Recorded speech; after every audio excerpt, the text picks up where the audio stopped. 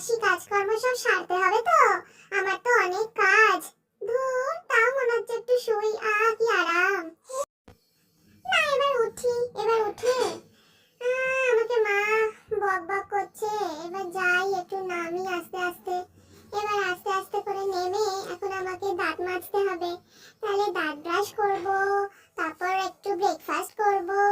যাই বাবা, হাঁটি হাঁটি পা পা করে করে যাই। এদিকে আবার আমার প্যান্টটাও আমি হিসু করে ভিজিয়ে ফেলেছি, কিন্তু সেটা এখনো মাকে বলিনি, মা অতটা খেয়াল করেনি, তাই আমি ওই ভিজে প্যান্ট পরেই আছি। এই যে মা আমাকে ব্রাশ একটুখানি পেস্ট দিল, টুথপেস্ট দিয়ে এখন বলছে দাঁত ব্রাশ করতে। আমি তো সেভাবে করতে ভালো লাগে না, আমার এইসব ভালো লাগে না বাপু। আমি তাই জন্য একটু হালকা ফুলকো করেই করে নিচ্ছি দাঁত ব্রাশ, মাকে দেখাচ্ছি যে আমি অনেক দাঁত ব্রাশ করতে পারি। তো মা আমাকে আবার এখানে দেখিয়েও দিচ্ছে যে কিভাবে করবে, বলছে, হ্যাঁ বলছে, কত কিছু বলছে, আমিও সেই মতো কাজ করছি। এবার বাবা চলে এসেছে, বাবা তো আমাকে একদম ধোলাই মোলাই করে মুখ চোখ ধুয়ে দেবে। ওরে বাবা, আমার তো লাগছে, বাবা ছাড়ো ছাড়ো, আমাকে ছাড়ো, আমার লাগছে, আমাকে ছাড়ো বাবা। আর আমাকে নিয়ে এরকম করো না, আমি কি কোনো পুতুল? আমি তো একটা মানুষ। চলো এবার ব্রেকফাস্ট করতে হবে বাবা, আমি তো আজকে সেরিগ্রো খাবো, আমার সেরিগ্রো খেতে খুব ভালো লাগে। হ্যাঁ চলো চলো, এবার চলে এসেছি, এবার আমরা সেরিগ্রো খাবো। মা বলছে সেরিগ্রো তোমার কেমন লাগে? আমি তখন মাকে দেখাচ্ছি যাতে আমার খাবারের দিকে না তাকায়। তার চা যে চলে এসেছে সেটা দেখিয়ে দিলাম। এখন আমি ভাবছি যে এবার আমি কি দুষ্টুমি করবো সারাদিন ধরে, একটা প্ল্যান করছি। চলো এই ব্রেকফাস্টটা করতে করতে একটা প্ল্যান করেছি যে বাবার পেছনে লাগবো আমি, আমি বাবার সাথে কিছু দুষ্টুমি করব। আগে সেরিগ্রোটা খেয়ে নি, তারপর বাবার পেছনে লাগবো, কারণ বাবা ওখানে ওয়ালপেপার লাগাচ্ছে। দেখো দেখো তোমরা, এই দেখো বাবা ওয়ালপেপার লাগাচ্ছে, আমি বাবার সাথে দুষ্টুমি করছি। দেখো স্কেলটা কোথায় ঢুকিয়েছিলাম। নাই আবার যাই দেখি তো কে এসেছে। এ বাবা, এটা তো দাদু এসেছে, আমার দাদু এসেছে, আমার দাদু এসেছে। দাদু দেখো দেখো, দেখো একবার এখানে সবাই কি করছে, দেখো দেখো, তোমাকে আমি নিয়ে আসছি, তুমি এসো এসো। এই দেখো দেখো কি অবস্থা, বাবা এখানে ওয়ালপেপার লাগাচ্ছে, দেখো কিরকম সাদা করে ফেলেছে দেয়ালটা। এই সব করে আমার বাবা মা তো না পুরো একটা পাগল, এদের কোনো কাজ নেই বাবা, ঘরের সব কাজই আমাকে করতে হয়। কি এনেছো গো? ও ললিপপ এনেছো, থ্যাংক ইউ দাদু, আমার খুব মজা হয়েছে। আচ্ছা আরো কি কিছু দেবে তুমি? দেখি দেখি, কিছু কি দেবে? কিছু আনেনি। দেখো দেখো দাদু দেখো, আমি ক্রিসমাস ট্রি সাজিয়েছিলাম, মানে আমি সাজাতে পারি না তো, মা সাজিয়ে দিয়েছে, আমি বড় হয়ে সাজাবো। দেখো দেখো কত সুন্দর করে সাজিয়েছে, ওই দেখো সান্তা ক্লজ দাদুও আছে ওখানে। আর এই দেখো একটা চেরি, একটা চেরি ফল, কিন্তু ওটাকে তো আমি আপেল বলেছি, ওটা আপেল, আমি খাবো।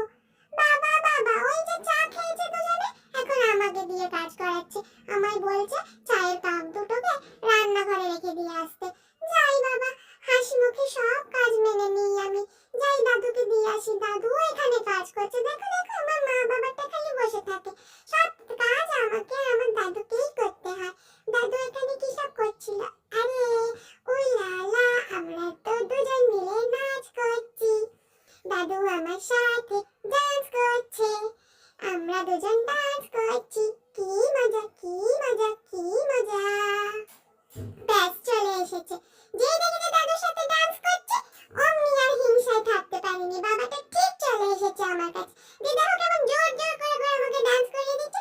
আরে আমি তো পড়ে যাব, বাবা ছাড়ো না, এইরকম করে কেউ ডান্স করে? ওই উল্টে গেছিলাম আমি। এই দেখো দেখো দেখো, বাবা আমি পাগল হয়ে গেছি। আরে আরে আরে, আমাকে ছাড়ো বাবা, আমি আর ডান্স করবো না, ছেড়ে দাও। এই দেখো মা আমাকে সোজা সোজা করে চান করিয়ে দিচ্ছে, আমি এখন চান করবো, দিয়ে ছাদে যাব। দেখো কেমন আমাকে জোকার সাজাচ্ছে, দেখো। এই দেখো জল ঢেলে দিল, যা, আমার তো ভয় করে। এই দেখো চান করিয়ে দিল, এবার আমি ছাদে এসেছি, আমি ছাদে একটুখানি রোদ পোহাবো, এখন শীতকালে রোদ পোহাতে খুব ভালো লাগে। এই বাবা দাদু এখানে, আমি ভাবলাম দাদু বোধহয় চলেই গেল, না দাদু তো ছাদে চলে এসেছিল। দাদু তুমি কি করছো? দেখি এবার মা যে